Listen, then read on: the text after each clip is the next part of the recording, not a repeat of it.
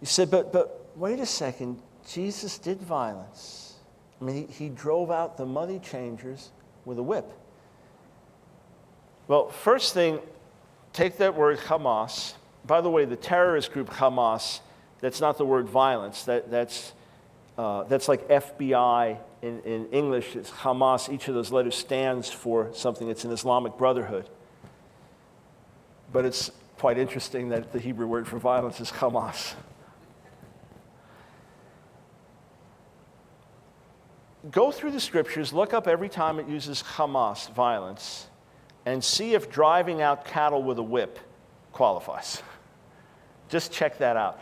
In point of fact, again, he is the picture of nonviolent resistance. He's the one who says, put your sword into its sheath.